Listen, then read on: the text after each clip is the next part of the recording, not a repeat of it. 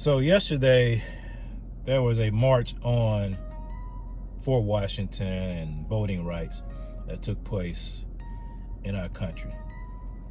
And when I saw that, initially I was struck with the difference between the march that occurred yesterday, or the marches that occurred yesterday, and the original March on Washington, which occurred about 58 years ago on yesterday, as a matter of fact. And it struck me that for the original March of Washington, there was true racism going on. There was true oppression happening in this country. But yesterday's march was what I call the hunt for racism. Yesterday's march falls in alignment with the hunt for racism. You had people actually on the podium speaking as if true oppression and true racism had never left. What prompted our civil disobedience in the campaign that we're building at the White House, quite frankly, were Joe Biden's comments at his CNN town hall meeting, where he suggested that these laws can't diminish people from voting. They can't suppress people's votes. He said people are just going to vote. It is ahistorical. It is deeply disturbing the fact that the president of these United States might believe that voter suppression laws cannot impact the vote. Should worry all of us. My grandma turns 105 this November. I'm a Kappa, so my Delta sister's back there. She's the oldest member of Delta Sigma Theta in the country. She's the granddaughter of slaves. Her grandfather was born a slave. He died a state legislator. She knew him like I know her. And she carries with her his pain. See, my grandma trained a young woman who would become a senator named Barbara Mikulski when she was a social worker. My grandma has been in this fight for a long time, and she carries her grandfather's pain because her grandfather served towards the end of Reconstruction. And he lived with the pain of having watched many of his colleagues vote to suppress the votes of his constituents, specifically so that men like him could never serve again. And that's why my grandmother was in the streets for the Voting Rights Act. President Biden, please understand history.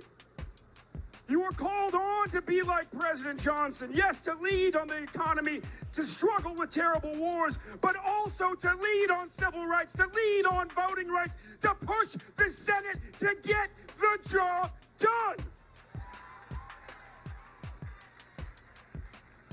Honestly speaking, as a descendant of slaves, we never signed up for jobs but no rights.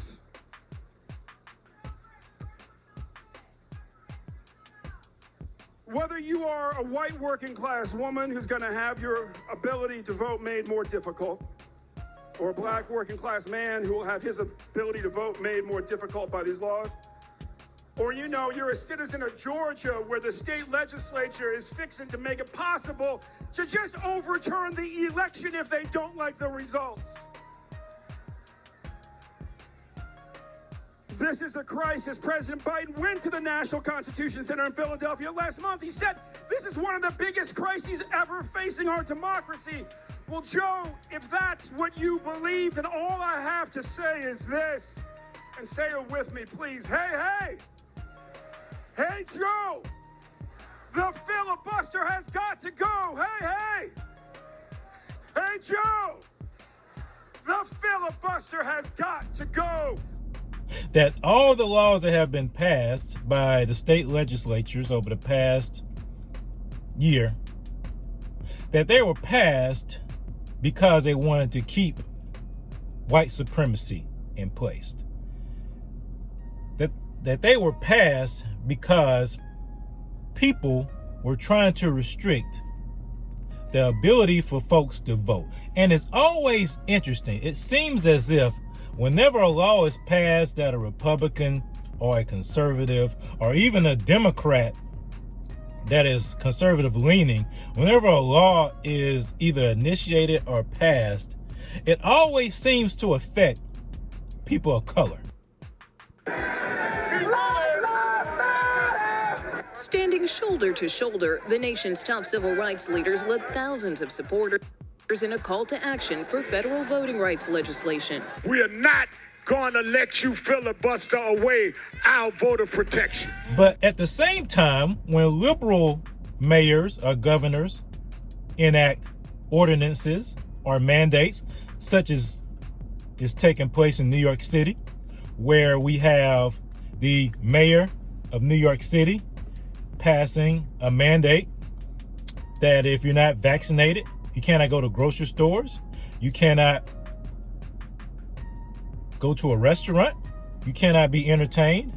When these things occur, and it will disproportionately affect people of color, I don't hear a peep from the same folks.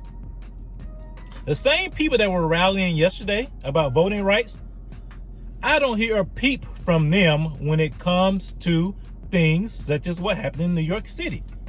And the same people, the Democrats, for example, out of the state of Texas, that left their post, that did not want to vote on that bill that was passed in Texas, yet they complain that they want something federal. It's the hunt for racism. See, there's a saying, I don't know if it's biblical or not, but I've heard a saying that when you look for something hard enough, you'll find it. And people are looking for racism under every rock because they need that to keep their hustle, their racket going. While I don't know the true intentions of their heart, I'm not here to disparage anybody. I'm not here to question the intentions of people's hearts. I just know that their actions sometimes belie the truth. Because if they really wanted to fight against oppression, if you will, they will be fighting in other areas. They'll be fighting against the oppression that happens to folks that do not have an opportunity in inner cities. They'll be fighting against those laws that are oppressive. They are truly oppressive. They'll be fighting against the teachers union. They'll be fighting against the public school system because those are true systems of oppression. Because they are not allowing young children of color, for the most part, to excel because they are teaching them things or not teaching them things that will lead to their success. And so that's why it's puzzling to me when I see that. And when I see men of God not speaking the truth of the word, because the word of God enables us to be overcomers. We are overcomers. We are not victims. We are empowered for greatness. And when I see men of God that would resort to the low claims of oppression and racism and not give people truth of how to overcome that, that is something that bothers me. Because we are not victims. We are empowered for greatness. So that's why I call it the hunt for racism. Because you have to hunt. You have to seek for it. You have to find it. 50, 60 years ago, you didn't have to hunt for racism. It was blatant. It was there. Everywhere you went, it was there. But nowadays, you have to hunt for it. You have to seek for it. It's the prized possession. That's why you hear these one-off instances are constantly blown up in the media. Because they're not an everyday occurrence. They're not an everyday point of life. They're not an everyday fact of life that people have to deal with. So it's the hunt for racism. It's the hunt to see if there's any racism involved in any type of disagreement, in any type of so-called slight, any type of, if you will, disparaging remarks that people would make. People are now hunting to see if racism is there. They are manufacturing racism in order to keep themselves profitable, to keep themselves relevant. Because when the truth is spoken, when the truth is expressed, that we are not oppressed, that we are not victims, there's a certain segment of our population that will no longer be gainfully employed. And it's sad to see that. And while I respect the speakers that were there yesterday, I believe that in their heart of hearts, they truly believe what they're saying. Maybe that's my naivete. Maybe that's me always trying to look at the goodness of people. But honestly, there should have been a rally yesterday about the lives that have been lost in the inner cities, the lives that have been lost to abortion. And there should have been a rally speaking on that. Because people's rights to vote are not being suppressed. People's right to vote are not being oppressed. As a matter of fact, it's making it more legitimate. But yet the same people that are out there talking about voting rights yesterday, claiming that black people and people of color are not smart enough or don't have the capability to get a voter ID, an identification to prove who you are, they're not the people that are railing against these vaccine mandates, that someone has to show proof of vaccination. When in New York City, for example, it would disproportionately affect black people because black people have not been vaccinated at the same rate as white people. But yet I don't hear complaints about that. And you wonder why that is. But I'm here to tell you, we are not victims. We are empowered for greatness. The greater one lives inside of us.